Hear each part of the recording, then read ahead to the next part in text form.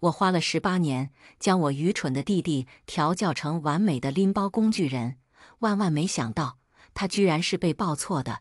亲子鉴定结果出来当天，我看着报告，陷入沉默。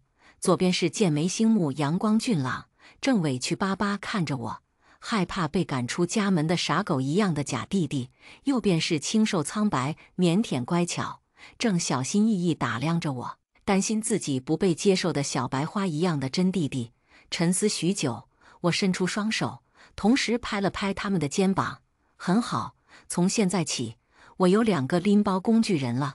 我不止一次怀疑弟弟不是我们家亲生的，不为别的，就因为他笨得出奇。我的父亲，白手起家的商界奇才，眼光毒辣，投资方向横跨各个领域，无一败绩，现任集团董事。我的母亲，书香门第的家族长女，琴棋书画样样精通，诗词歌赋信手拈来，现任北京大学古典诗词教授。至于我，更是从小就是别人家的孩子，奖项多的需要套麻袋装，一路跳级，早早就被国外几所著名商学院破格录取，现已学成归来，逐步接手自家产业。而我的弟弟4岁时，因国际幼儿园采用双语教学，而他2种语言都学不明白，被校长委婉劝告转学。7岁时，因数学成绩倒数第1、语文成绩倒数第2的优异表现，引来我爸妈联合补课，差点成为2人离婚的导火索。10岁时，因发现圣诞老人是假的，在家哭得撕心裂肺，于是我这个说出真相的罪魁祸首，不得不坐私人飞机，顶着零下30度的低温，陪他去内蒙古看驯鹿。还有12岁的换牙事件，15岁的被骗事件。总之，桩桩件件都很难让人相信，我们2个居然是同一对父母生出来的。为了他，我们家不止开过1次家庭会议，经过多轮商讨，大家一致拍板决定算了，没救了，顺其自然吧。可能我们家注定需要一个傻白甜来平衡智商。好在弟弟也不是毫无优点。经历过飞速发育的青春期后，他拥有了傲人的身高和明星式的脸蛋，只要不开口说话，带出去还是很长面子的。而且长得高，能提的购物袋也就越多。我逛街带他一个，就能和朋友解放双手，轻松购物。我喜欢购物，在我看来，挑选一个包与挑选一家有潜力的公司没什么区别，都需要明确需求，观察评估，实地考察，最后做出选择。我喜欢做选择，无论正确还是错误，都很有趣。全买下来固然简单，却也会因此损失许多乐趣。对此，我的弟弟不理解，但随叫随到。原因很简单，他从小就是我的跟屁虫。说来也神奇，任何人如果从小被拿来和人做比较，多少会产生点诸如自卑、嫉妒之类的负面情绪。但我弟不一样，他的逻辑是这样的：我比不过我姐，但你们也比不过我姐，而且你们还没有这么优秀的姐姐，所以你们不如我。这套说辞，我至今还找不出漏洞。就这样，用这套神奇的逻辑，他从小自信心爆棚，顺利长成了一个阳光开朗大男孩，兼我的拎包工具人。那我是怎么发现他是被报错的呢？事情还要从大前天我去购物说起。叫上小姐妹，带上工具人弟弟，我来到了购物中心，开始一场酣畅淋漓的买。随着我弟手上的购物袋越提越多，这场购物活动也逐渐接近尾声。经过一家玩偶专卖店时，门口身穿玩偶服的黄油小熊朝我们挥手，朋友觉得可爱，上前要我帮忙拍照。意外就在这时发生，只见拍照结束后，那只小熊身形摇晃2下，突然倒在了地上，沉闷的头套滚落，露出一张被汗水打湿的侧脸。那是个看上去很年轻的男生，五官清秀，眼睛紧闭，嘴唇很薄，皮肤透着点不正常的白。心脏猛地跳了一下，莫名涌现出一种怪异的熟悉感。我想都没想，迅速指挥道：“许毅，把他的玩偶服脱下来，快！”而我则直接打电话联系了私人救护车。许毅，也就是我弟弟，立马上前蹲下，帮他拉开拉链。脱下笨重的玩偶服。他一边脱一边说：“姐，他好像是中暑了。”听他这么说，我从包里翻出湿纸巾，糊在了男生的额头上。周围陆陆续续围过来一些人，有顾客也有工作人员，大家合力将男生抬到了店内的沙发上。店里乱哄哄的，其中神情最激动的是店长，一直骂骂咧咧，大声抱怨：“真服了，早知道就不看他可怜顾他了。一个大男人穿几个小时玩偶服就热晕了，也不知道是哪里来的小少爷，怕不是专门来讹我的吧？”我瞥了他一眼，开口问道：“你雇他一天多少钱？”店长声音低了点，磨磨蹭蹭说道：“70。”许毅都被气笑了，忍不住翻了个白眼。知道的这里是购物广场，不知道的还以为是奴隶市场呢。70块钱给你，你干不干啊？也就欺负人家年轻，不知道正常价格，换个人高低的啐你几口。店长眼神顿时心虚起来，被他对得敢怒不敢言。我看说的差不多了，开口制止道：“许毅，行了。”我抬头随意一扫，指着其中一个盲盒货架说道：“把这面的都给我包起来吧。”店长震惊地看向我，一时没有动。我淡淡的说道：“大家都不容易，何必互相为难？记得把今天的工资发给人家。”店长听罢，疯狂点头，喜笑颜开地说道：“好发，您放心，我肯定给他包个大红包。那我真给您装了。”他小心翼翼确认道。我无所谓的点头：“装吧，在我没看见的地方。”男生的睫毛轻轻颤了颤。救护车很快赶到，随行的医护人员显然专业很多。他们平稳将人抬上了车，开始一系列检查和治疗。我想跟着上车，被我弟一把拽住了。他一脸疑惑地问：“姐，你今天怎么这么热心？”不等我说话，他忽然敲了下头，一副恍然大悟的样子。只见他狗狗祟祟凑到我耳边，低声说道：“姐，你是不是看上他了？你还别说，我一看见他也觉得怪亲近的。”他摸了摸下巴，感慨道：“可能这就是所谓的投缘吧。”我眼都没抬，直接照着他后脑勺就是一巴掌。我看你头是真挺圆的。我反手把他拉上救护车，和他挨着坐在担架旁，然后在他震惊的眼神中，伸手薅了2根男生的头发。“不是，姐，你这是……”我面不改色把头发装好，这才终于舍得提醒一句：“你没看出来他和妈妈年轻时很像吗？”许毅低头看了看男生，又抬头看了看我，眼神逐渐变得惊恐。他咽了咽口水，颤声说道：“你是说咱妈在他语出惊人前，我一鞋跟踩上了他的脚？”许毅，嗷嗷，我的父母是自由恋爱，虽然2人性格都偏冷，平时也各忙各的，但明眼人都能看得出2人感情很好。我爸经常在拍卖会上一掷千金，买些书画古籍讨我妈欢心。我妈也经常下厨做些养胃的药膳，在我爸加班时默默端给他，以至于我从来没想过他们2个居然会出现问题。出现问题的正确做法是解决问题。我当即让助理去查了这个男生的生平资料，以防万一。我还收集了我弟、我爸、我妈，包括我自己的头发，一起送去做了加急的亲子鉴定。我弟是个憋不住的性格，回到家一吃完饭就来到我书房，像个小老头一样来回踱步，自言自语：“许毅，你说他会不会是我们被拐走的弟弟？”不可能，我记事很早。许毅，那就是有人窃取了妈妈的基因，进行非法研究。科技发展还没有到这种地步。许毅，我知道了，他是被报错的甄少爷。少看点小说。许毅，姐，他的声音谄媚起来，绕到我身后，替我捶了捶肩：“你就告诉我呗，不然我今晚都要睡不着了。”我翻着文件，终于开口说出比较靠谱的推测，估计是妈妈那边的亲戚搞出来的私生子。在我弟看来，我说的猜测一般就是真相。原来是这样，吓我一跳。他满意的松了口气，打着哈欠回房间去了。好，现在我可以安心去睡了。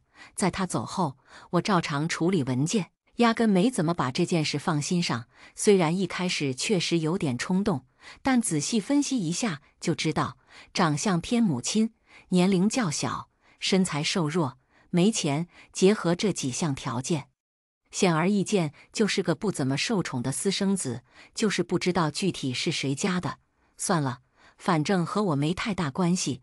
第二天一早，我就收到了那个男生的资料。他名叫沈之瑜，是今年省的理科状元，目前在北京大学化学系就读。不对，有点奇怪，北京大学的学生为什么会去做70元一天的兼职？我翻着资料，眉头缓缓皱起。就在这时，亲子鉴定的结果也发来了。我直接翻到结果，上面清晰地写着几行字：排除许毅与楚西辞之间存在亲缘关系，支持沈之瑜与楚西辞之间存在亲缘关系。哦豁，原来是我家的呀！我将资料和报告翻来覆去看了好几遍，在看到出生地点的医院和生我弟时是同一家后，终于不得不承认，我弟好像真被报错了。至于究竟是意外还是人为，就需要更多的消息了。门被人随意敲了2下，我弟推门而入：“姐，忙什么呢？刘姨叫你下去吃饭了。”我迅速合上文件，声音平稳地说道：“就下去了。”就在这时，手机突然开始震动，我接起一看，是医院打来的电话。“喂，是许小姐吗？您昨天送过来的患者差不多恢复了。”但是电话那头传来明显的吵闹声，我皱眉问道：“那边发生什么事了？患者的母亲来了，在这边大吵大闹，非说是医院骗钱。您看，钱我来结，你先稳住他，不要让他离开。”我马上道：“啊，好的，那我再沟通一下。”我挂断电话，带上电脑和资料，匆匆下楼，直接坐上了车。王叔，去康瑞私立综合医院。车很快启动，耳熟的声音也从我身后传来：“医院那边，昨天那个男生出什么事了吗？”我猝然转头，这才发现了坐在车后的许毅。我难得有点头疼，问道：“你怎么跟上来了？好歹也是一起救的人，我当然也要去看看了。”许毅一脸兴致勃勃地问道：“查清了吗？他是谁家的？”我顿了一下，一时不知道该怎么开口，最后只能摆了摆手，含糊敷衍道：“还不太清楚，去了问问他吧。”等我和许毅赶到病房门口时，恰好看到一名卷发女人正单手叉腰，指着病床上的人骂骂咧咧：“好啊，你个沈之瑜，真是反了你了！让你去打工，你居然敢给我跑来这里装病，还什么垫付医药费？你去问问，天底下哪有这种蠢人？我天天供你吃供你穿，你倒好，和护士合起伙来骗我。”说着，他突然伸手去翻沈之瑜的衣服：“肯定是你又私自藏钱了，快给我交出来！”沈之瑜默不作声地听着，没有反驳一句，只是攥着床单的指节显得格外苍白。不知是不是巧合，他突然抬眼望向门外，与我对上了视线，那是双漂亮的桃花眼，和我很像，只不过好像快哭了。我一把推开了门，因为用力过猛，门撞在墙上，发出很响亮的一声，整个病房的人都朝我看来。“沈林芳！”我强压着火气，准确无误地叫出他的名字，那个刚在资料上见过的母亲一栏的名字。“你天天就是这么对他的？”沈林芳愣了一下，下意识反驳道：“你谁呀你？我管我自己的孩子，关你什么事？当然关我的事。”我紧盯着他的脸，一字一顿地说道：“他不是你的孩子，他是我的亲弟弟。”沈林芳的瞳孔瞬间放大，却不是惊讶，反而闪过一抹压不住的狂喜，但嘴上还骂骂咧咧地说道：“我养了18年的儿子，你说是就是啊，你有证据吗？”我把手中的亲子鉴定扔给了他，他接过报告，如饥似渴地看了起来。几分钟后，他抬起了头，轻咳2声，确认道：“所以，意思是我们2家的孩子报错了。”我点头说道：“应该是这样，不过以防万一，还要再取你的头发，和我弟弟做个亲子鉴定。”听我这么说，他的视线终于离开我，看向旁边的许毅：“我的儿啊！”他饱含热泪喊道：“这还做什么鉴定？你和你爸简直长得一模一样啊！”说着，他就要上前给许毅一个拥抱。许毅被他吓得一激灵，想都没想，就顶着1.9米的身高往我身后藏。许毅，姐快救我！我不着痕迹地伸手稳住沈林芳，说道：“如果你能确定的话，那我也就不多浪费时间了。我们来商量一下吧。”沈林芳，商量什么？商量一下，我2个弟弟都想要，该给你什么补偿？沈林芳没有丝毫意外，相反，他像是等这一刻已经许久了。只见他挺直腰杆，如同一名即将踏上战场的将军，雄赳赳气昂昂地开口：“我告诉你，我含辛茹苦把他养大。”话还没说完，我已经递过去一张黑卡，500万，密码6个0。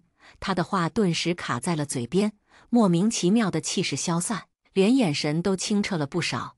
他艰难地推拒道：“这不是钱的问题。”于是我又掏出一张黑卡，500万，密码6个1。他懵了，被钱砸懵的，原本计划拒绝的手微微颤抖，下意识就想接过黑卡。就在这时，我收回了手，他的眼神瞬间锐利起来：“干什么？你不会后悔了吧？”我摇了摇头：“当然不是，钱可以给你，不过要等到明天。我查完监控。”“什么监控？”我笑了：“当然是医院的监控，2家的孩子报错了，肯定得查清是什么原因啊。要是意外还好，如果是有人故意的，那可是拐卖儿童罪，要判刑的。”沈林芳的身体僵硬，讪笑着说道：“这都过去这么长时间了，还能查到吗？不然就别白费功夫了。2个孩子现在也都挺好的，何必麻烦呢？”我贴心安慰道：“没事的，不麻烦。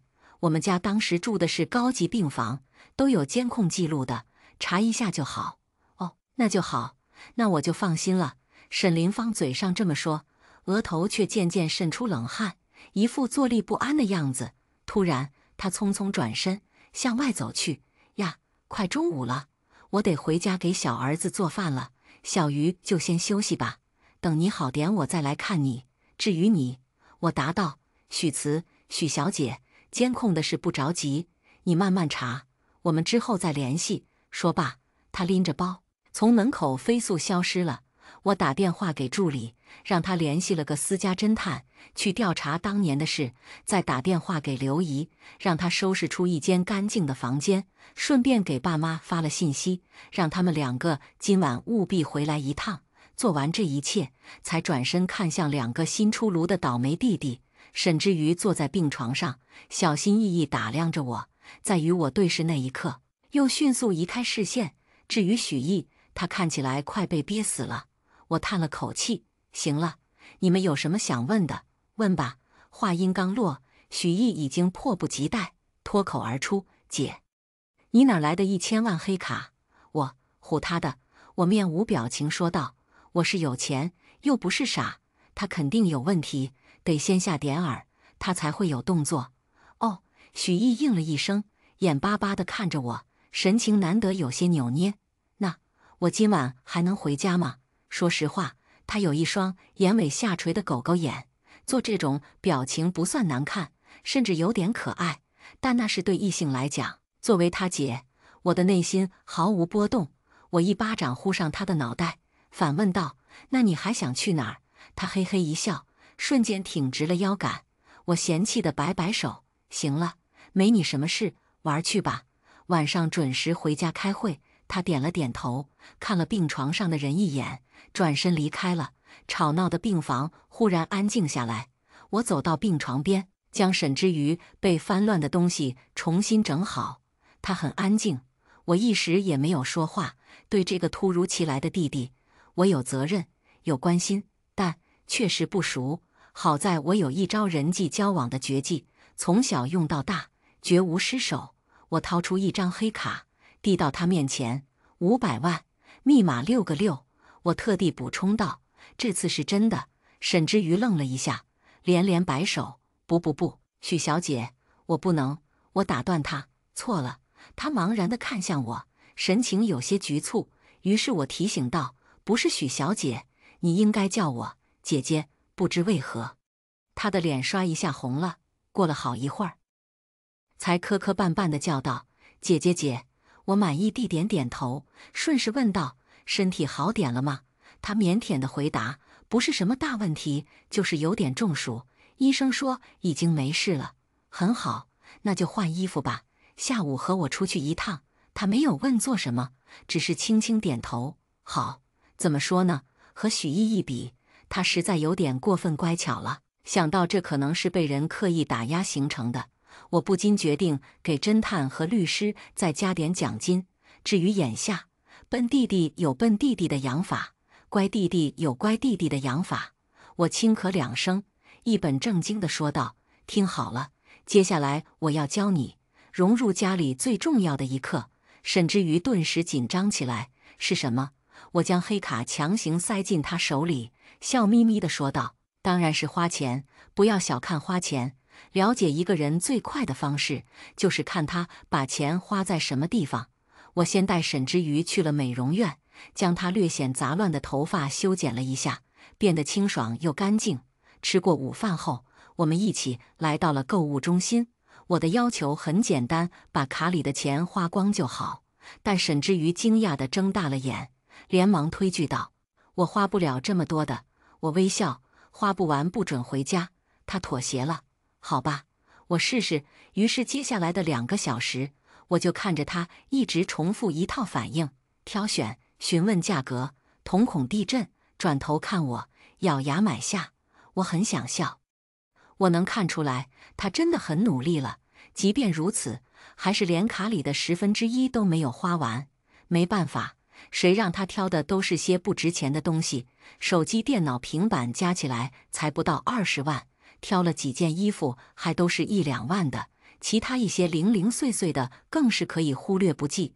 总结一下就是，狠心大方地花了一点点钱，直到路过一家珠宝店，他忽然停下了脚步。店中央的方形玻璃罩里有一枚精致的祖母绿山茶花胸针，标价368万。沈之瑜顿了一下，转身走了进去。他拿出黑卡，指了指胸针。几分钟后，那枚胸针被取出，装在漂亮的盒子里，递到了我面前。“姐姐！”他叫了一声，有点不好意思。“这个送给你。”我怔了一下，没有说话。“感动吗？”“不至于。”“心软吗？”“心软了。”人不会仅凭血缘关系就成为和睦的一家人，还需要尊重、理解、帮助这样不可推卸的责任，以及心软、偏爱、关心这样黏糊糊的感情。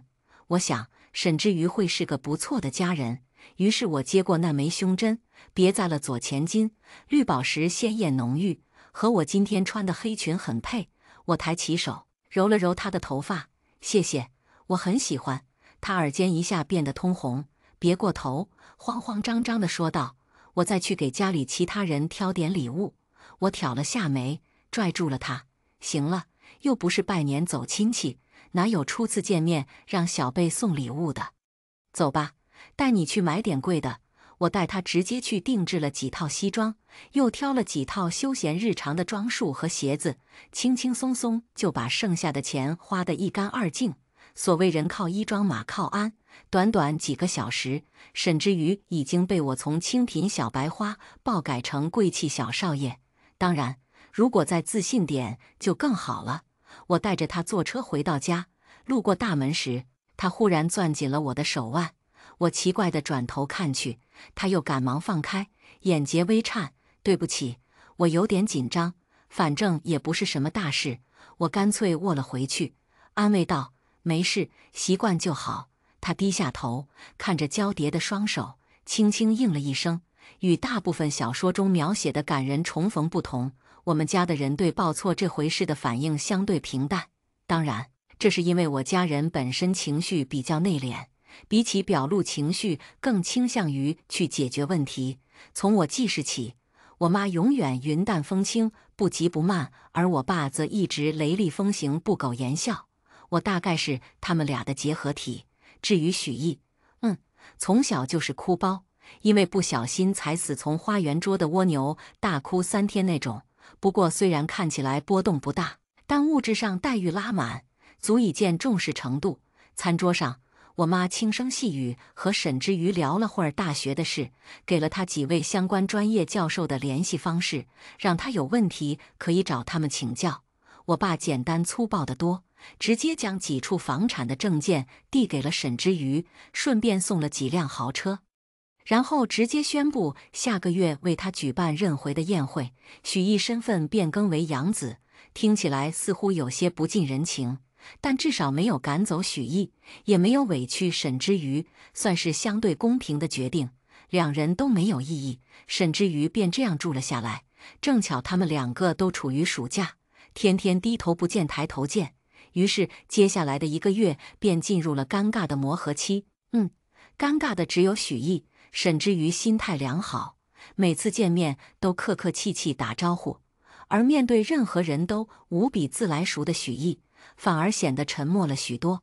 他似乎不知道该用怎样的态度来面对沈之瑜，毕竟从事实上来说，他算得上是这场事故中唯一的既得利益者。因此没过几天，就借着玩的名义，和几个朋友陶冶似的飞去了巴厘岛度假。顺带一提，在他离开没几天，沈林芳的调查就出了结果。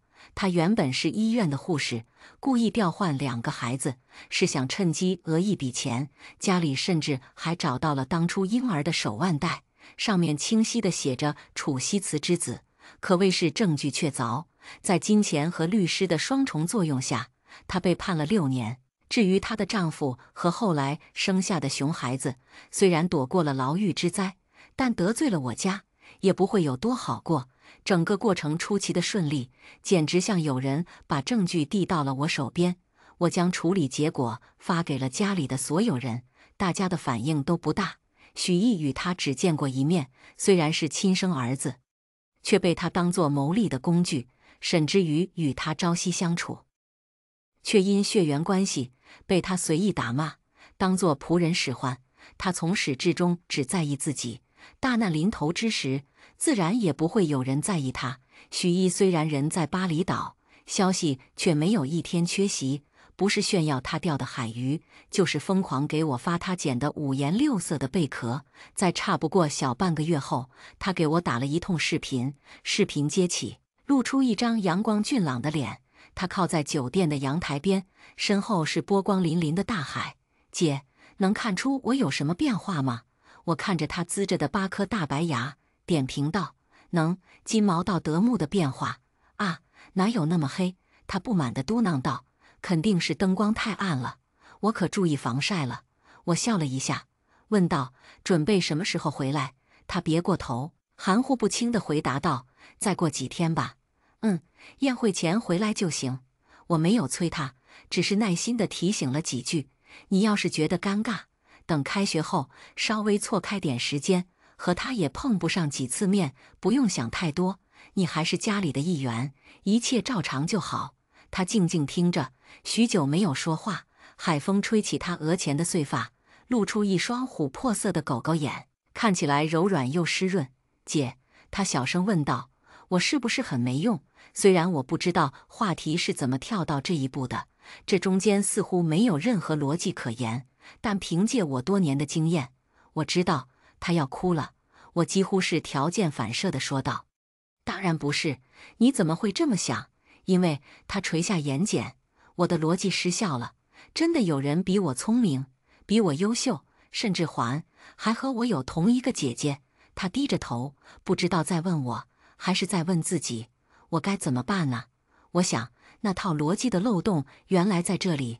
无论外界为一个人附加多少华丽的价值，只要不发现自己的价值，就永远不会体会到真正的成功。许毅蜷缩在我的光芒下太久，以至于看不到自己。你刚才问你有什么用？你长得好看，性格开朗，热爱运动，唱歌好听，最重要的是我轻扣桌面。我最近收购了一家娱乐公司。许毅，我问，有没有考虑当明星？他似乎被我一连串的夸奖搞懵了，脸颊隐约有些泛红，眼睛也亮亮的。我不知道，我可以吗？我正要点头，就听见一阵敲门声。我将手机扣下，说了声请进。沈之瑜推门而入，手里还拿着一杯热牛奶。我刚好要上楼，刘姨就让我顺便把牛奶送过来了。她将牛奶放到桌上，礼貌问道：“还在忙吗？我没有打扰到你吧？”我摇头，没有，事情都处理得差不多了。好，她笑了笑，那我先回房间了，姐姐也早点休息。等一下，给你这个。我叫住她，抽出一本老旧的书递给她，这是我上次提到的那本书的出版。他翻着那本书，眼神中满是惊喜。有个朋友当时买过，我就找他要了一本。谢谢，我会好好珍惜的。我笑着摆了摆手，早点睡吧，明天让管家给你打个书架。等沈之瑜离开后，我再次拿起手机，就发现许毅的表情突然发生了巨大的变化，什么脆弱迷茫都消失得无影无踪，取而代之是满脸的凝重。姐，他咬牙说道，我明天就回家。果不其然，第二天一早，我就看到许毅提着个大行李箱出现在了家门口。他见到我，冲上来就是一个大大的拥抱，然后被我一肘击顶开。我面无表情地警告道：“去洗澡。”他打了个寒战，哦了一声，老老实实回房间洗澡去了。路过旁边的沈之瑜时，还正常地打了招呼。沈之瑜同样微笑回应，场面看上去十分和谐。说到沈之瑜，这半个月他适应得很好，就是不怎么喜欢出门，除了偶尔跟妈妈去大学听听讲座、认认人，其他时间都待在家里看书。他是那种很讨长辈欢心的孩子，聪明、好学、白净、乖巧。不仅那些教授，连家里的保姆和管家也都很喜欢他，动不动就拉着他唠家常。许毅飞快洗了个战斗澡，下来一起吃过早饭，便和我来到了娱乐公司。让他当明星其实是我偶然的想法，即使不成功也无所谓。他需要的只是一条可以证明自己的道路，至于哪条路正确，他可以慢慢试。但许毅看上去兴致勃勃，于是我将他托付给了公司最有经验的经纪人，叮嘱了几句后，便当起了甩手掌柜。经纪人将他安排进了一档是水性的选秀节目，节目要求100名成员同吃同住，因此他刚回家就被迫再次离家。然而，让我万万没想到的是，没过几天，节目的第1期便登上了热搜。许毅爆了！以一种我意想不到的方式，景浩上天欠我一个这样的弟弟。景浩第一次见韦姐出道。景浩点击就看姐控是怎样炼成的。景浩全网搜寻神秘姐姐景浩。我看着热搜上不断上升的词条，难得有一种淡淡的死感。我终于理解了什么叫家门不幸，以及丢脸丢到姥姥家。连我远在国外出差的爸爸都特意致电调侃。而事情的起因是许毅在提问环节的表现被人单独剪辑发到了网上。节目组的问题是：你为什么参加我们节目？在一众梦想、热爱、自我成长独特体验中，许毅灿烂一笑，语出惊人。他说：“我姐让我来的，除此以外还有最崇拜的人，我姐最感谢的人，我姐最欣赏的人。”我姐，哦，你说节目里没有准备达成的目标？没什么目标。我姐说我开心就好，诸如此类，数不胜数。当然，除此之外，真正让她爆火的原因，还是开朗的性格、帅气的脸蛋，以及不错的唱跳水平。但这并不妨碍姐控这个标签被死死地焊在了她身上。大家都很好奇，到底是怎样的姐姐才能让她天天挂在嘴边？眼看网上乱成一锅粥，我干脆关掉软件，眼不见心不烦。大众的热情有限，估计不过几天就不会再感兴趣了。然而事情风向很快又发生了变化，许毅的生父和那个弟弟居然在网上借此直播。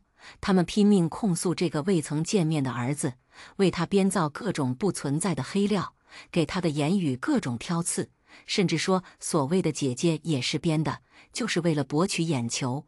原本的国民弟弟瞬间反转成白眼狼，惹出无数黑料骂评。我很少生气，但沈家人确实挺有本事的，能连惹我2次，可真是给他们脸了。我直接联系人封了他们的直播间，然后按诽谤罪把他们告上了法庭，生父被判了3年，儿子因刚满14岁，只能进少年看守所教育1年，虽然时间短，不过一家人也算整整齐齐。祝愿他们在监狱里阖家团圆。我把判决书拍了照片，用公司账号发了出去，顺便配文：互联网不是法外之地。过了一会儿，许毅顶着他显眼的账号，在下面暗戳戳显摆：哎，其实也不是什么大事，就是我姐太护着我了。墨镜，墨镜，下面的人复读机一样，全部在重复同一句话：哟哟哟，就是我姐太护着我了。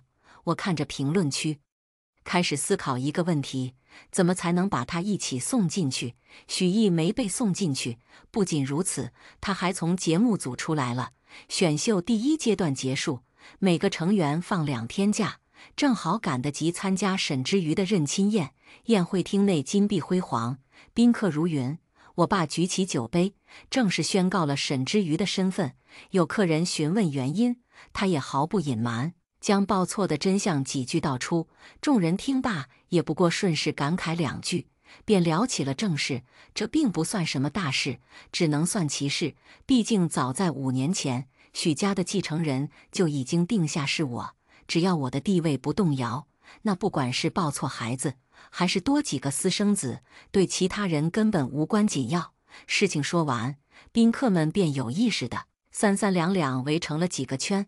在这种宴会上，最多的就是圈子，贵妇人们算一个，掌权者们算一个，继承人们算一个，富二代合作商无权无势被别人带进来的，明明聚集在同一场所，却又格外泾渭分明。我带着沈之瑜和自己圈内的人打了招呼，过了一会儿，他们的弟弟妹妹们便主动带着他去聊天了。然而等到宴会过半，我扫视了一眼全场，却发现沈之瑜不在厅内。想了想，我来到了露台，果不其然，他正一个人孤零零地站在露台边。我走上前，拍了下他的肩，他倏地转头，看到是我，又放松下来。姐姐，你怎么过来了？发现你不在，出来看看。我问道。不喜欢这种活动。不是，他低下头，轻声说道，就是有点不太习惯。我顺着他的目光望去，看到许毅正在和几个人闲聊。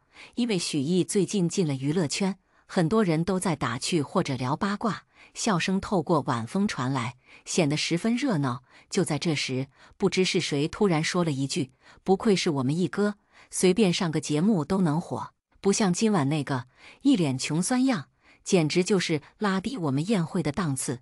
空气静了一瞬，所有人都看向许毅，是附和还是反驳？他的反应决定着事情的走向。许毅笑了，笑声很愉快，眼看气氛逐渐变得轻松，他忽然一脚踹了过去。不会说话就给我滚！他骂骂咧咧，我家的人，什么时候轮到你来评价了？说罢，他转身离开了。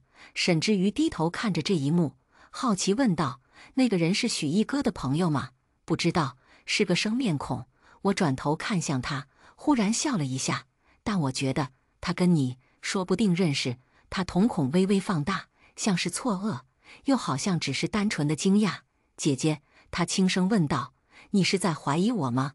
不是怀疑，是确定。我语气平静。至于，我们谈谈吧。夏天的夜晚，月亮格外明亮。我望着他的脸庞，恍惚间有种照镜子的错觉。我们体内流着相同的血，有着相似的眉眼，自然也相同的聪明。从第一次见面起，一切都在他的安排之中。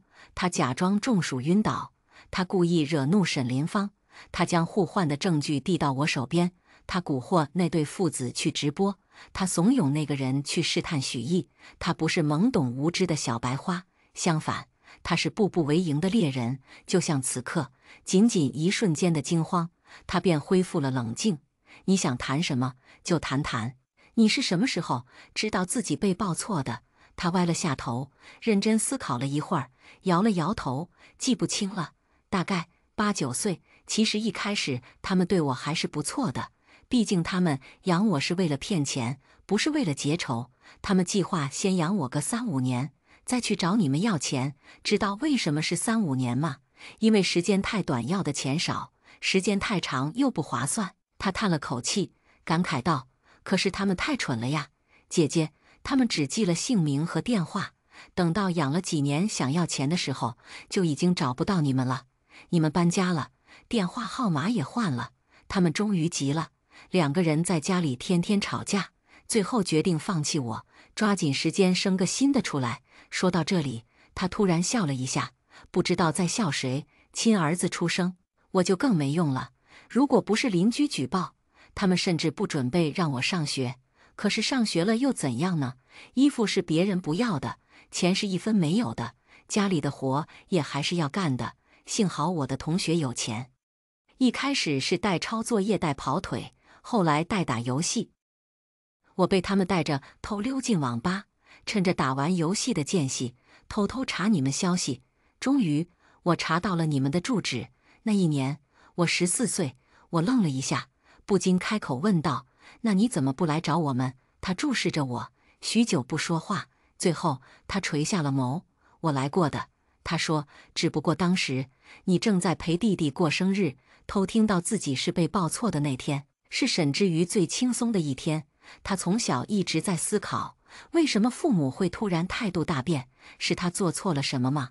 是因为他犯了很严重的错误，所以他们才会如此偏心，如此吝啬，以至于连一点点的爱都不愿意分给他。没想到，原来是这样，居然是这样。因为他不是亲生的，所以他注定得不到他们的爱；因为他只是骗钱的工具，所以他也可以放下所有期望，理所当然地去恨他们。这可真是太好了。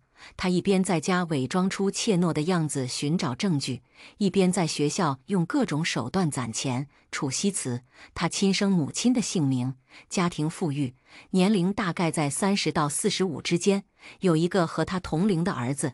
他就用这短短几条线索去寻找他真正的家人，而且还真被他找到了。那是一个学生随手拍的照片，明亮的大教室内，面容清丽的女人站在中央，眉眼依稀有几分熟悉。他去官方网站找了介绍，看到的一瞬间，他的心脏砰砰直跳。上面写着北京大学古典诗词教授楚西慈，知道究竟是谁。之后的事就简单多了。沈之瑜假装成古典诗词爱好者，加了发照片的学生，出钱请他帮忙录课。那个学生很热情，不仅没收钱，还自愿帮他录课。他将那些模糊的视频下载保存，等到夜深人静的晚上，听着讲课声入眠。楚西慈对待课堂很认真，一般不说废话，但偶尔也会聊到自己。而在这偶尔出现的寥寥几句中，出现频率最高的就是他的女儿，那个比自己大4岁的姐姐。姐姐跳级了，姐姐获奖了，姐姐独立外出了，姐姐通过很难的考试了。虽然语气总是轻描淡写，但里面潜藏的爱与骄傲却显而易见，连带着沈之瑜这个旁听者也不禁心生向往。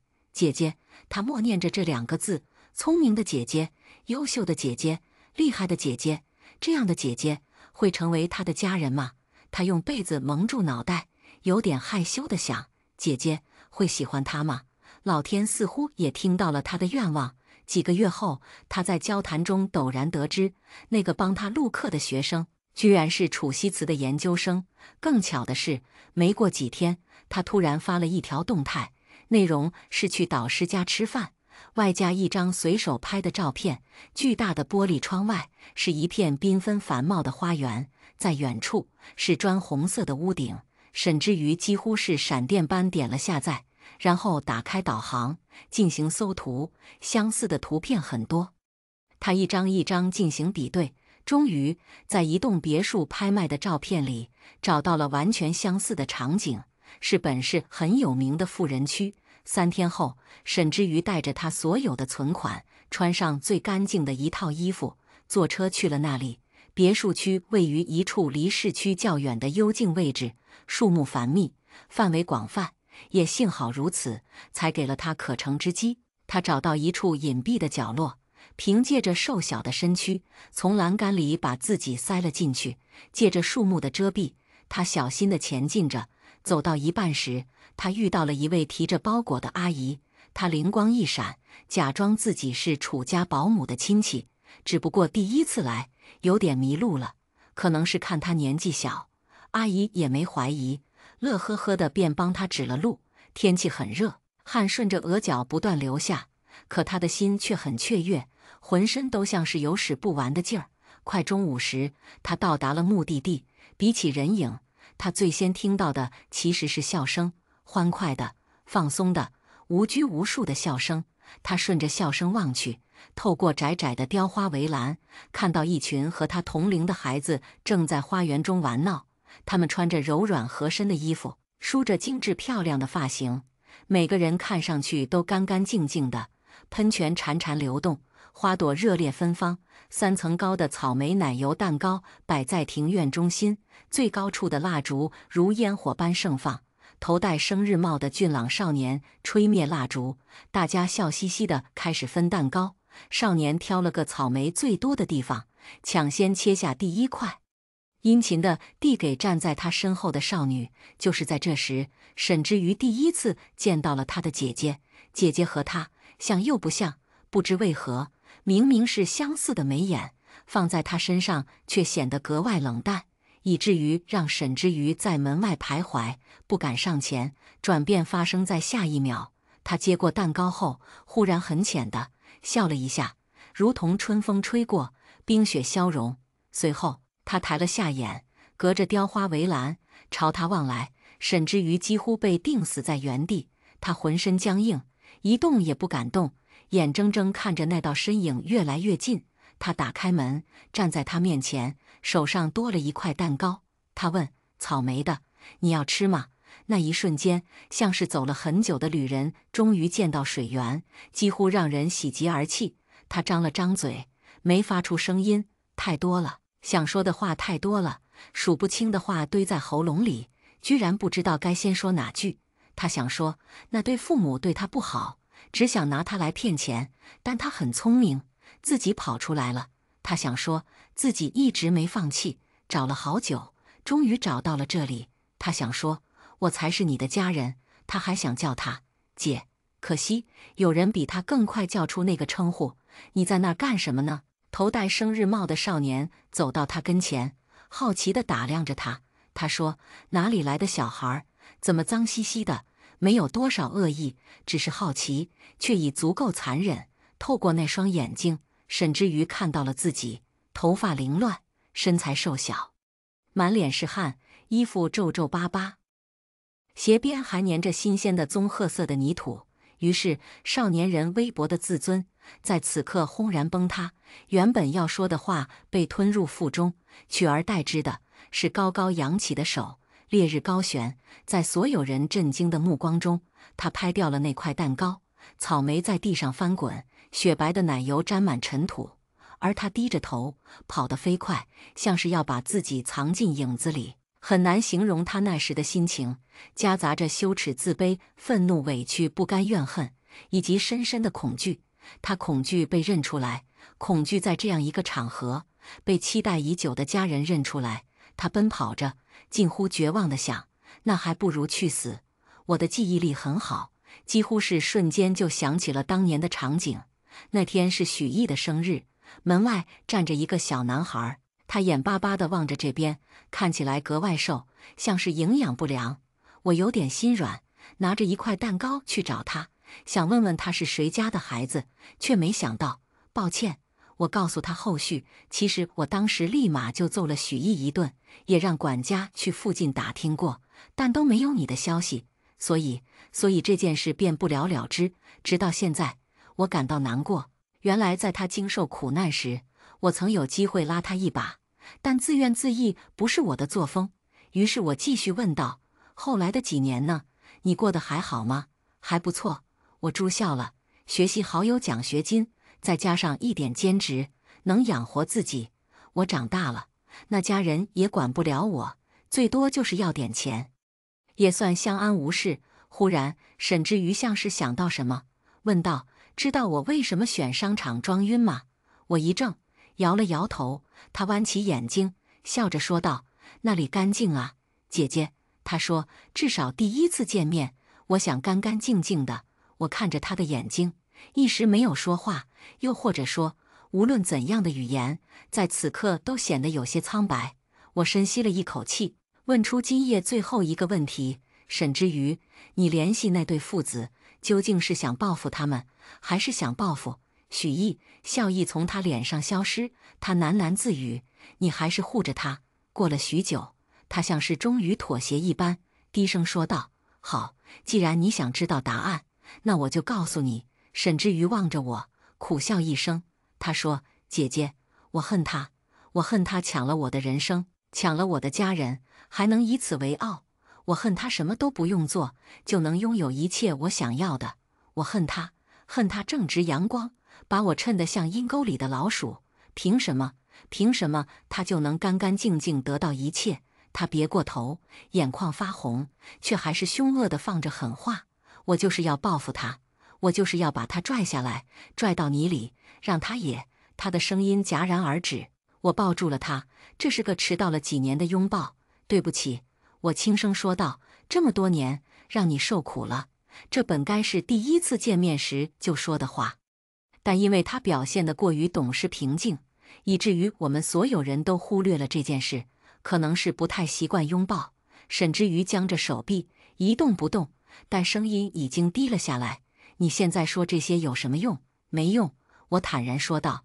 但你刚才说的话有几点我必须纠正。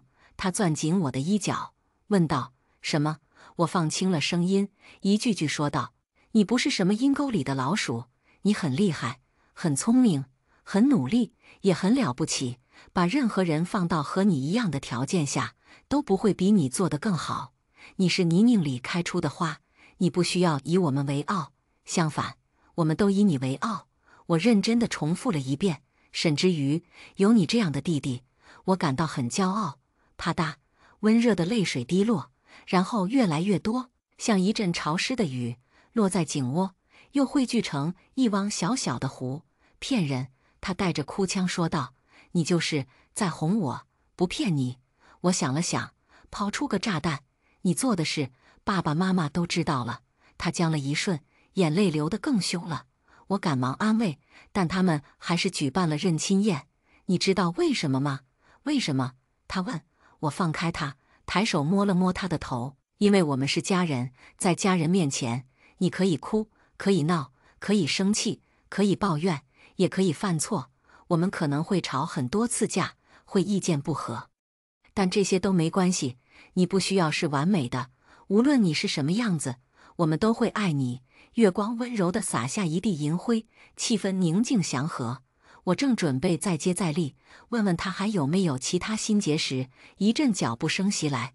许毅边走边说：姐，爸正找你。忽然他停下脚步，他看了看我，又看了看红着眼睛的沈之瑜。那个，我是不是来的不是时候？沈之瑜面无表情。姐姐，说真的，我能打他吗？我微笑。你打不过的，让我来吧。事后，我家又召开了一次家庭会议，会议的主题是道歉。许毅因为当年的事和沈之瑜道歉，沈之瑜因为直播的事和许毅道歉。对此，许毅感到莫名其妙，这有什么好道歉的？要不是他们俩直播，我还不能向所有人证明我姐有多厉害呢。沈之瑜也不装了，直接冷笑一声，攻击力极强。是啊，这点小事也得姐姐帮你，不知道的还以为你没断奶呢。然后两个人就吵了起来，家庭会议大失败。自那以后，两个人似乎觉醒了某种奇怪的胜负欲。许毅拍新戏大火，我的娱乐公司财源滚滚，一扭头，沈之瑜就搞出新专利，让我的制造产业收益暴涨。两地相争，姐姐得利，我很快就凭借着极高的投资回报率获得业内的赞赏，顺利从接手了国内大部分产业。要说唯一的遗憾，那大概就是现在逛街有点吵。许毅，听说你的新研究快上市了，不抓紧做测试，居然还有时间逛街。沈之瑜，大明星都有时间来，我为什么会没有？倒是你，别一会儿又碰到粉丝，害得我们被围住走不了。许毅，都说了上次是意外，这次我的伪装万无一失。沈之瑜，确实，谁看了都得捂好自己的钱包，生怕一个不留神被你顺走。眼看两个人越吵越凶，朋友嘴角抽了抽，不放心地问道：“他们俩这样，没事吗？”我淡定地说道：“没事，习惯就好，都是一家人。对了，你看这个包怎么样？好看哎，配你的大衣正合适。我也觉得，买了。”服务人员帮我装好，我顺手把购物袋向旁边递去。许毅和沈之瑜对视了一眼，抢着伸出手，异口同声地说：“姐，我来拎。”第一个故事就分享到这里了，接下来的故事更精彩。爸妈想要个儿子，我妈却在生了我和妹妹后接连流产。村东头的瞎子把我妹带上后山，用鸡血封住了她的眼睛和耳朵，说此为血阵。不出1年，我妈就能生个白白胖胖的儿子。妈如愿以偿地怀了男胎，可没想到肚里的孩子却是个魔鬼。弟弟刚出生就克死了妈，爸和奶奶都怕他，他却唯独听我的话。不知为何，我看着他时，总有种莫名其妙的熟悉感。妈又流产了，自从生了妹妹后，妈的身体就虚亏得厉害，连着怀了2个都流掉了。没用的东西，爸这次发了大火，指着我妈的鼻子骂：“再生不出儿子，你就给我滚蛋！”妈哑口无言，只能在人看不到的地方狠狠掐妹妹的胳膊出气：“都怪你这个赔钱货，把我的营养都吃空了。”妹妹今年5岁，从生出来就不招人待见，是我把她一点一点养大的。我在家里比妹妹要好过一点。我快出生的时候，有个道士来我家歇脚，看见我妈大着肚子，就顺手替她看了看，是个女孩，望家里人。他是这么说的：我出生后，村子里突然分给我们家几亩地，种进地里的粮食都长得很好，所以爸妈给我起名福地。妹妹就没这么好运了。妈怀着她时肚子尖尖，又时常头晕，村里有经验的大娘们都说她这胎一定是个儿子。爸也信了，豁出去给我妈买了几样补品，妈吃的整个人都胖了一圈。生产时费了老大力气，1天1夜才生出妹妹来。妈的身体不是妹妹好干的，而是见她生了个女孩，还没出月子就让我爸狠狠拿着棍子打了一顿，落下的病根。妈这次流产后，爸从村东头带来了个神叨叨的瞎子，他们把妹妹领到跟前，妹妹只能吃剩下的饭，从小就比村里别的孩子小上1圈。还成。瞎子摸索着妹妹的身子，连连点头。实在不行，你把福地领去，这个小的营养不够，万一供不起我儿子可怎么办呢？妈瞟了我一眼，很是着急。不行，福丫头年纪太大，而且她命硬，轻易动不得。瞎子空洞洞的眼睛直愣愣地看向我身后，我恍惚间竟觉得他也能看见东西似的。他们把妹妹领走了，妈临走之前说让我好好看家，他们去就回，一直到晚上他们才回来。3个人身上都罩了一层淡淡的血腥气。妹妹没回来，妈说妹妹被送到了邻村的好人家享福去了，骗人妹妹已经死了。他们不让我跟，但我担心妹妹，悄悄跟着他们上了后山，躲在后面的树丛里。后山上全是扎脚的野草。我看爸把妹妹背在了背上，放下来时还仔细检查了一下她身上有没有伤口，一定要全虚全矣的，别让我生个残废儿子。爸喃喃道。他们把妹妹放在空地上，瞎子从他随身带着的布包里抽出一把长长的尖刀，妈从背后的篓子里拿出一只鸡，瞎子像是能看见似的，一刀就把那鸡劈成了2半。他把鸡血倒在一个碗里，转过头，突然又朝着妹妹砍去。我吓得捂上了眼睛，只听见妹妹凄厉的声音在喊着：“姐呀，姐姐，救我！”然后叫声就逐渐弱了下去，最后只剩下死一般的寂静。头和身子别埋在一起，不能让她返了魂。瞎子喘着粗气。半晌，我听见妈磕磕绊绊地问：“这样就行了吗？用鸡血把她的眼睛耳朵封住，埋在树底下，不出1年，保你生个白白胖胖的儿子。”瞎子低声笑了：“此为血阵，必须要不满6岁的女童来祭，这在你们村里也不是头一个了。”我跌跌撞撞跑回了家，过了一会儿，妈和爸带着笑回来了，身边空空如也，妹妹没有了。你妹妹福气比你好。妈用细长的眼睛睨着我，我低着头不敢说话。爸妈看了我一会儿，就急急忙忙地进了屋，去为生儿子做准备了。1个月后，妈又怀孕了，爸特意把奶奶请过来照顾妈。奶奶因为妈连生2女，又流产2次，十分不待见她。生妹妹时，她就甩手回了老家。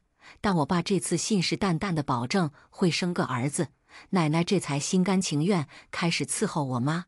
妈一开始也颐指气使的，但后来她就使唤不动了。妈开始频频孕吐，头发也掉了一大把。明明才刚怀上，按理说还不到闹反应的时候，爸和奶奶都吓了一跳，请了瞎子来问。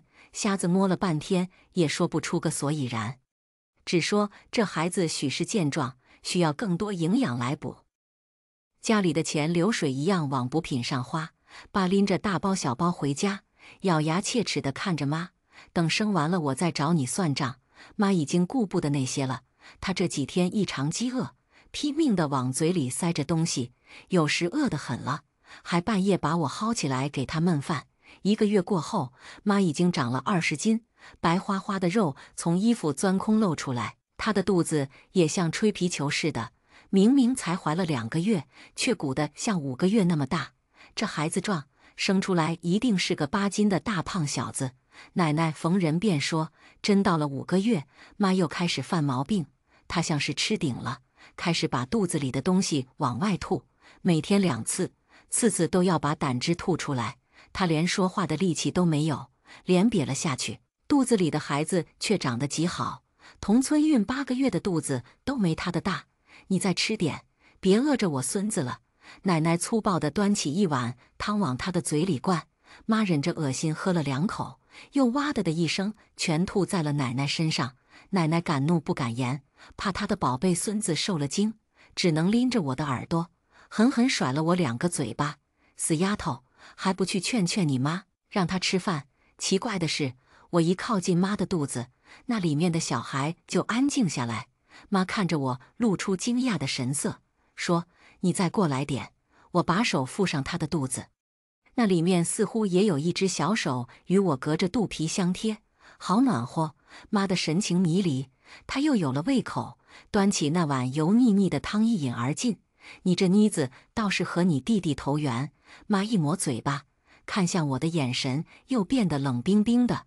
不怪她恨我，她的孩子和她不对付，在肚子里恨不得搅个天翻地覆，却偏偏在我身边才安静下来。妈怀了8个月的时候，孕吐反应更大，这次即使是我在身边也不管用了。妈吐得再无可吐，最后竟开始吐血。爸又请了瞎子来看，瞎子摸了一会儿，犹豫着说我妈肚子里是个天煞孤星，专克家里人。爸的脸一黑，当初你可没说这个。瞎子百口莫辩，他当时收了我们家不少钱，现在却反口说弟弟是个害人的。这要是传出去，我们家在村子里还怎么抬得起头？当天晚上瞎子失踪了，他老婆来我们家找，我爸说他早就回去了，但我知道瞎子现在正死不瞑目地躺在我家的猪圈里，他那双布满白翼的眼睛被猪一口咬在嘴里，溅出新鲜的汁水。爸把它剁成了小块，不出明天早上，那些猪就能把它全都吃光。妈要临盆了，爸请了村里2个最有经验的产婆来接生，奶奶也在里面帮忙。不多时，他就急匆匆走出来，手上全是血。你媳妇怕是不行了，孩子太大，她的血止不住。他小声对我爸说，其实他不小声说，我们也早听到了。妈的喊叫声，整个村子都能听见，如同厉鬼摄魂。他的嗓子都叫哑了。孩子还没生下来，福弟，你进去看看你妈。爸一口一口抽着水烟，耷拉着眼皮看我。我掀开帘子，就闻见一股夹带血气的恶臭。妈身下的血像开了闸似的喷出来，不一会儿就接满了一盆子。产婆也没见过这种场面，吓得不敢上前。我奶奶看见我来了，猛地把我往前一推，去给你妈擦擦脸。我哆哆嗦嗦上前，妈的眼睛已经聚不起光来了，她流的血太多，可这孩子就是不出来，好像是要活活把他耗死。我拿着毛巾去擦他的脸，妈嘴里发出一声呻吟，她憋着气狠狠一使劲，孩子终于出来了。弟弟足足有10几斤重，他遍身浴血，闭着眼发出一声凄厉的哭嚎。奶奶喜逐颜开地抱着他出去给我爸看，我呆呆地站在屋子里，看着我妈双腿间的血滴答滴答流个不停。妈还没能看他儿子一眼就死了，他的血生生流干了，不中用的。奶奶往地上啐了一口，弟弟平稳地躺在他怀里睡着。不知道是不是我看错了，他的嘴角似乎浮起了一丝淡淡的笑。妈死了，没人给弟弟喂奶。爸花高价从邻村雇来一个奶妈，但弟弟不知是不是天赋异禀，他竟早早就长出了牙。喝奶时将奶妈咬得鲜血淋漓，这下奶妈说什么也不肯干了。爸又请了2个人，都是一样的下场。怪的是，弟弟每次将人家咬出血后，就会咯咯咯开始笑。我看着十分诡异，奶奶却疼惜地抱着他说：“这些奶妈太娇贵，被我们小宝咬2下怎么了？”一边说着，奶奶逗弄般将食指伸到弟弟嘴边，嘴里还嘟囔着：“我就不信能有多疼。”弟弟嗷呜一口叼住了奶奶的手指，他用了10成的力气，奶奶无论怎么拽他都不松口，血一滴一滴从他嘴里流出来。奶奶疼得冒了冷汗，还哄着弟弟：“乖小宝，别咬奶奶了。”哎呦，有个东西裹着血掉在了地上，弟弟满嘴的血，突然大声笑了起来。奶奶的小手指竟被弟弟活生生咬断了一截，奶奶疼得立时就倒在地上昏了过去。妈爸赶了过来，把弟弟塞进我怀里，嘱咐我看好弟弟，然后背起奶奶就往村里的医生家跑。弟弟在我怀里安静下来，他伸出舌头把嘴角的血舔了个干净，大眼睛就那样看着我，忽闪忽闪的。他和妹妹刚出生时真像啊，想当年我也是这样小心翼翼地抱着刚出生的妹妹，对她说：“以后姐带你过好日子。”可是妹妹已经不在了，奶奶和爸回来后，弟弟已经在我的怀里安然睡去。奶奶的手指做了简单的包扎，她脸色还是不好，看向弟弟的眼中也带了一丝恐惧。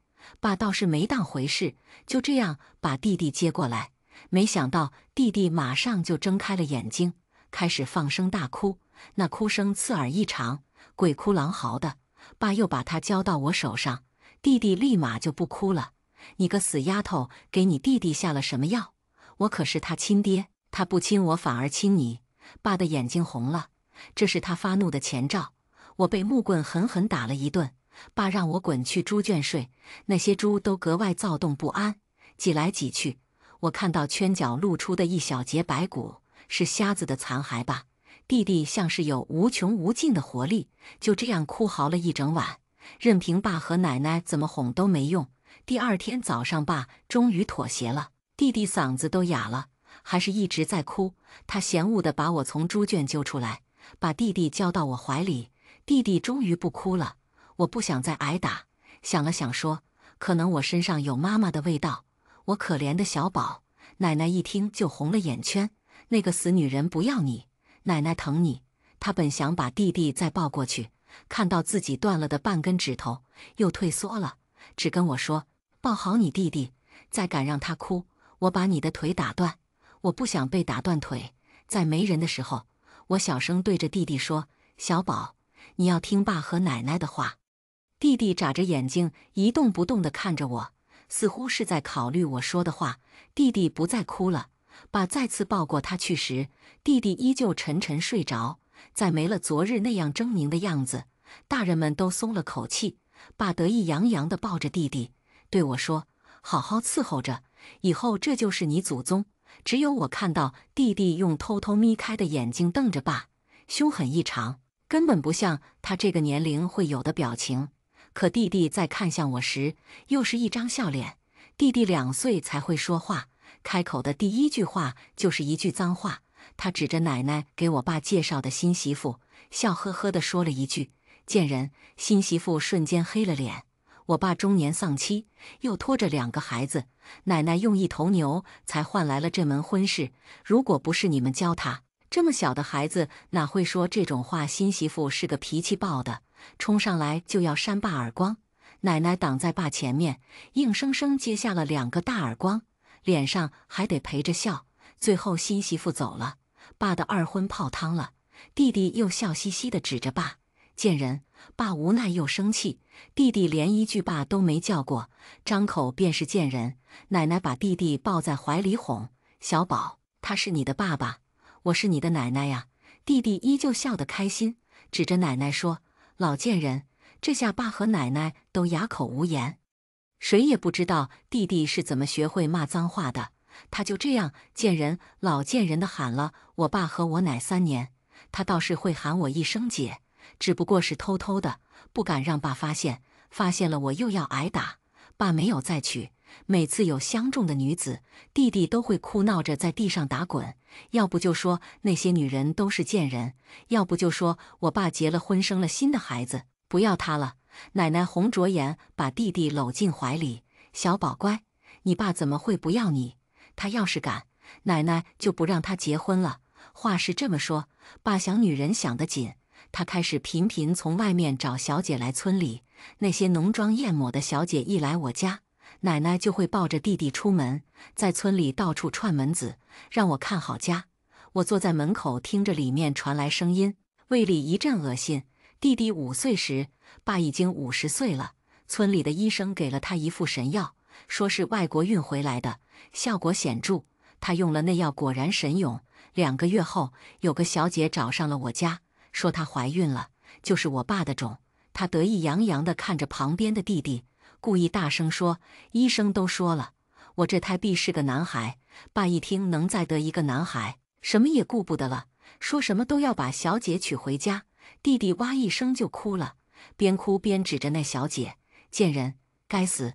奶奶愤怒地站起身来，就要把那小姐撵出去，说她不清不白的，谁知道是哪儿来的野种。转头又劝我爸：“你都有小宝了还不满意，娶一个鸡进我们家，村里的人指不定怎么笑我们呢。”我爸早对弟弟有些不满，我弟从出生就和他不对付，又整日管他叫贱人，还毁了他几门婚事，与他梦想中听话的好儿子大相径庭。现在有新儿子主动送上门来，他哪有不要的道理？爸一定要娶小姐。弟弟在后面呲着牙，他的表情像极了某种嗜血的野兽。小姐搬进了我们家，爸说等他把孩子生下来再办婚礼。晚上的时候，我睡在他们屋外面的地上，听见屋里爸小声问着那个小姐什么。女人犹豫一会儿，说：“这才刚满3个月，你轻点。”随后就是一阵床板晃动的声音。我使劲捂着耳朵，却在余光中看到了弟弟。弟弟不知道什么时候出现在了我的眼前，他手里拿着爸从医生那儿求来的外国药，笑嘻嘻地看着我：“姐，他们在干什么？”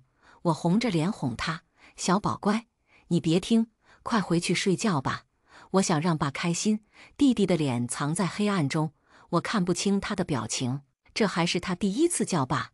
房里女人的叫声越来越大，到后来变成了痛苦的哀嚎，声音太大，奶奶都被吵醒了。她揉着眼睛从自己屋出来，看见弟弟光脚站在地上，急忙小跑过来抱起他。奶奶以为是爸他们吵醒了弟弟，她使劲敲敲房门：“小点声，这么晚了不怕吓着孩子。”屋中痛苦的喊声越来越大，我听到那个女人在断断续续喊着救命。奶奶也听到了，她脸色一变，就去敲门，但没有人来给她开门。空气中传来一股血腥味。弟弟在我身边咯咯笑着，他手里还握着那瓶药。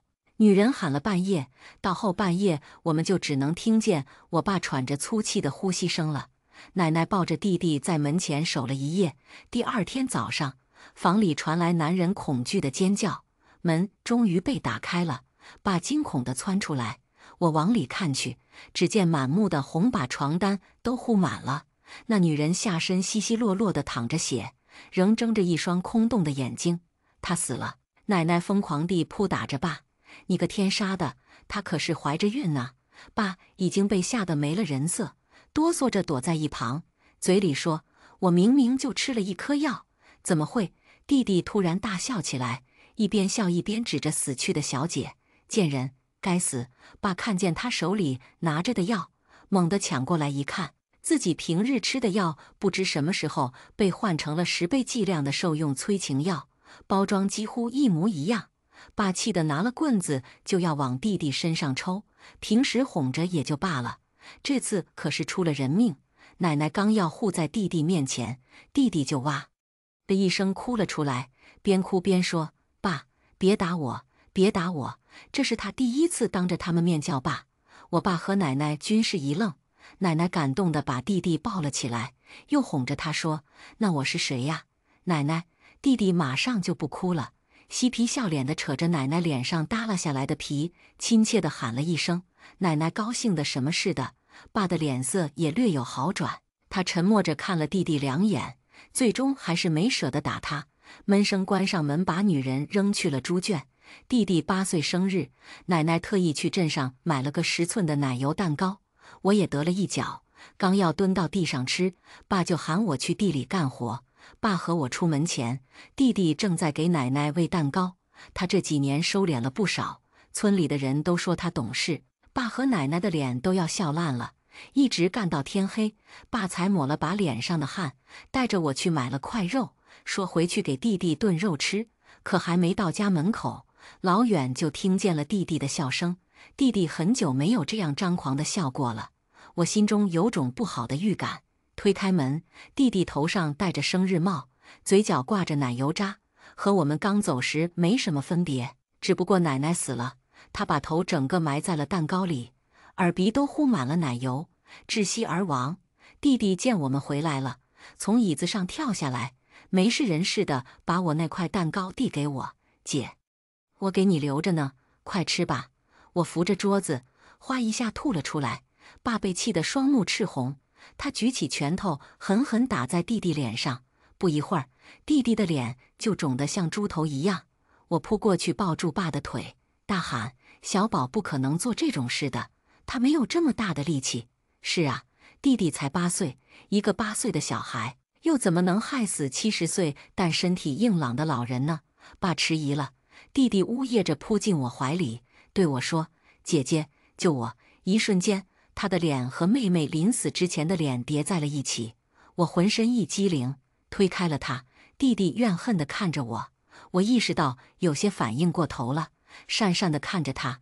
没想到下一秒，他又像没事人似的对我爸说：“我去解手，回来奶奶就这样了。”我爸看起来还在怀疑，弟弟惊恐地往我身边靠了靠，露出一副可怜的样子。我爸叹了口气，他没了妻子，又没了个孩子，到现在连妈也死了，这都是弟弟出生后发生的事。天煞孤星，专克家里人。爸喃喃道：“这是当初瞎子说的，可他们谁也不信，反而把瞎子杀了。”但是看看弟弟楚楚可怜缩在一旁的样子，爸又心软了。他就剩这么一个儿子了，再恨又能如何？爸去联系人来谈奶奶下葬的事宜。我拉着弟弟的手，却看见弟弟从奶奶脸上刮下一块奶油来，就那样塞进了嘴里。我又差点吐了出来。弟弟好笑地看着我，突然说：“姐，再等等，再等等，我们就能过好日子了。”我浑身一震，总感觉好像在哪儿听过这句话。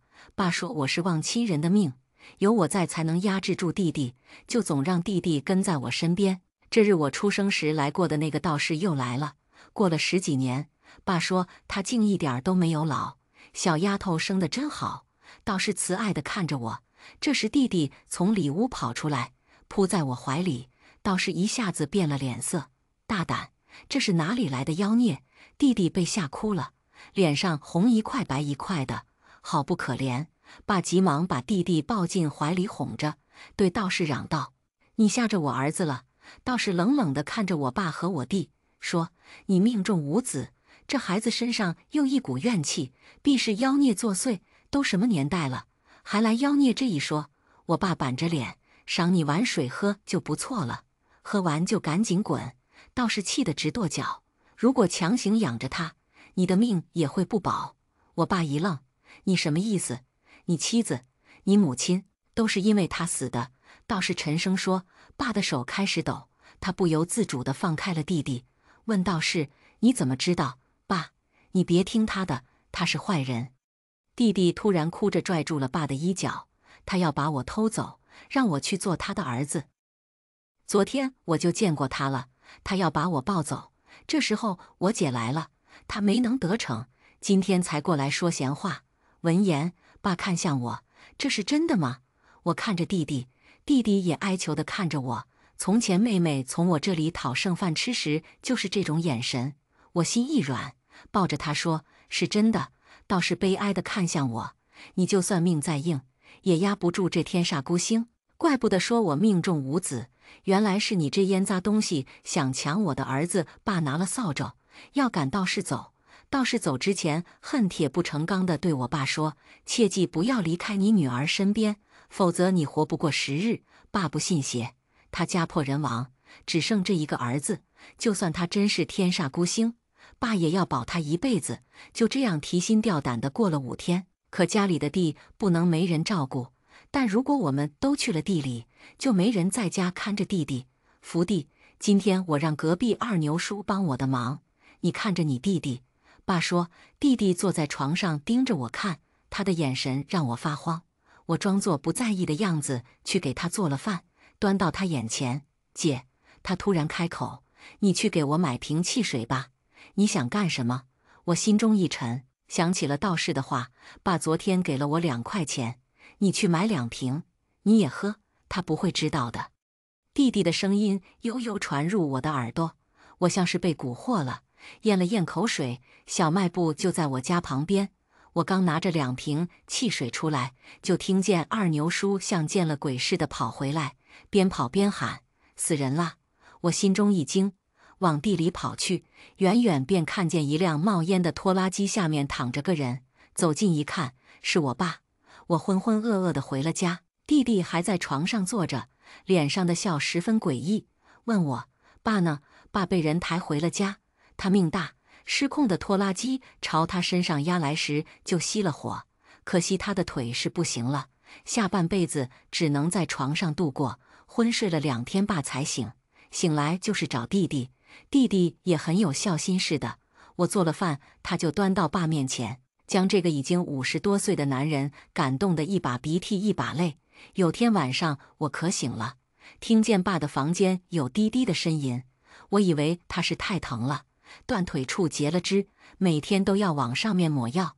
今天我好像忙忘了，我迷迷糊糊爬起来，拿着药往爸的房间走去，谁知一开门，我就惊得把手中的药洒在了地上。只见弟弟正坐在爸身上，死死掐着他的脖子。他还不到10岁，手劲却大得惊人。爸被他勒得眼珠暴突，舌头也露在外面。弟弟要杀了爸！你干什么？我反应过来以后，急忙跑过去拉弟弟的手，但我想多了。他一个能掐死爸的人的手劲，我又怎么可能掰得动？小宝，姐求你了，放手吧！我急得直落泪。这可是你亲爹呀，姐，你不恨他吗？弟弟猛地转头看向我，他不喜欢你，又害死了你的妹妹，你不恨吗？他怎么会知道我妹妹是被爸害死的？就在我犹豫的这几秒，爸已经被弟弟活生生掐死了。姐，你看我是谁？弟弟的脸平静下来，似笑非笑地看着我，他的脸慢慢扭曲变换，竟然变成了我熟悉的样子，越看越像死去的妹妹。现在害我们的人都死了，我们终于可以过好日子了。弟弟阴恻恻地笑了，我不自觉地往后退了退。弟弟狐疑地朝我伸出手：“姐，你怎么了？你不会的，你已经死了。”话一说完，我才反应过来，急忙捂住了嘴。对呀，我已经死了。弟弟，或者说是妹妹，淡漠地用被子将爸扭曲的脸蒙上，我怕得直发抖。第2天，爸下葬了，我对外说是腿上的伤感染了，人没挺过去。偌大的一个家，只剩我和弟弟。说实话，我有些怕他。眼前这个人是我养了5年的妹妹，又是我养了近10年的弟弟。按理来说，他是我在这世界上最亲的人了，可我就是对他亲近不起来。我借着要在地里干活的缘由，日日远离他。弟弟像是知道我心里在想什么似的，也不主动招惹我，只是常用幽怨的眼睛盯着我看。有天半夜醒来，弟弟就趴在我的旁边，我被他吓得差点滚下床去，他却对我说：“姐，我们明天去后山看看吧。”我心中一颤，后山是埋妹妹尸骨的地方，但心想他应该不会害我，只得含糊着应了。我是这世上对妹妹最好的人，她应该会记着我的这份好。后山上的草长得更茂盛了，不知道是不是有血肉浇灌的缘故，弟弟走在我前面，他还保留着妹妹的记忆，这是他的断头路，也是他的新生路。妹妹的头被埋在最老的那棵树底下，身子则被野狗刨得不知道去了哪儿，骨头都不剩了。弟弟背对着我，在树下刨土，不多时他就把妹妹的头刨了出来。奇怪，10年过去了，妹妹的头丝毫没有腐烂，甚至就像刚睡着一样。我大着胆子凑近瞧了一眼，咦，妹妹眼睛和耳朵上的鸡血不知何时被擦去了。她睁开了眼睛，和扭过头的弟弟一起，两双眼睛直勾勾地看着我。我吓得跌坐在地，弟弟随意把妹妹的头扔在了土坑里，站起身来，一步一步向我走近。姐，你怕什么？他的声音开始变得雌雄莫辨。你在心虚什么？他的声音像打雷一般，震得我双耳流血。我想起来了，就在妹妹被杀死的第2天，我偷偷瞒着爸妈上了山，这里埋着许多像妹妹一样枉死的女孩。听瞎子说，他们的父母不仅砍下了他们的头颅，还把身子五花大绑，让他们再无翻身之日。我找到了埋着妹妹头颅的那棵树，树干上还有妹妹的血。奇怪的是，经过了1天1夜，那血还像是温热的，血一滴一滴从树干上流下来，渗到地里。我把妹妹的头挖了出来，她的双眼紧闭，眼皮上用鸡血画了2个大大的叉号。她耳朵里的血用纸塞着，已经凝固了。我捧着她的头落了几滴泪，突然听见有人在喊我，那微弱的声音是从妹妹的嘴里发出来的。她喊我：“姐，是你吗？”我吓得把那头一扔，头也不回的就要往山下跑。姐，别走，我是你妹妹，我是你亲妹妹呀！妹妹凄厉的声音从背后响起。我终究舍不得她，踌躇着又反身回去。姐，你帮我，你帮我把眼上的血擦掉好不好？妹妹的声音多么恳切，帮我擦掉这些东西，我就能找到回家的路了。我迟迟不敢下手。昨晚我第1次被允许上桌吃饭，爸和妈夹了一大块肉在我的碗里，妈轻声细语地对我说：“等生了弟弟，你的好日子还在后头。”我有些贪那些肉了，咽了口水。我再次把妹妹的头放下了。姐，你不要我了。妹妹的声音愈发刺耳。你真以为你能过上好日子吗？没了我，你就是下一个我。我捂住耳朵跑下了山。我也只是个小孩罢了，我又能决定什么呢？直到现在，我才知道，妹妹对我已经足够仁慈，她特意把我留到最后一个，不是不报，是时候未到。你走之后，山上下了场雨，弟弟悠悠开口：“我真该多谢你，没来得及把我的头埋回去就吓跑了。”雨冲干净了我脸上的血，我又能看见了。他阴狠一笑：“我赶在其他人之前投生在了妈肚子里，我又是爸妈的孩子了。只不过他这次成了男胎，先是在我妈肚子里翻云覆雨，又用恶毒的手段害死了爸和奶奶。男孩就是好办事，如果我还是上辈子那个风一吹就倒的小女孩，早被爸杀了千百回了。”弟弟怜悯地看着我：“小宝，不对，妹妹，你放过我吧。”我跪在地上向他使劲磕头：“我当然会放过你，你是我在这世界上唯一的亲人了。”弟弟朝我露出一个温馨的笑，我却恐惧地抬不起头来。从山上下来后，我就疯了。我披头散发地冲到二牛叔家，抓着他的肩膀说：“我妹没死，她还活着。”二牛叔被吓了一跳，对着我的身后说：“小宝，快把你姐姐领走。”弟弟今年不过10岁，举止却与成年人无异。他对着二牛叔抱歉地点点头，拖着我往家走去。我使劲挣也挣不开，弟弟转头玩味地看向我，我只好继续哭嚎。村里的人都偷偷躲在门口，一边看一边窃窃私语。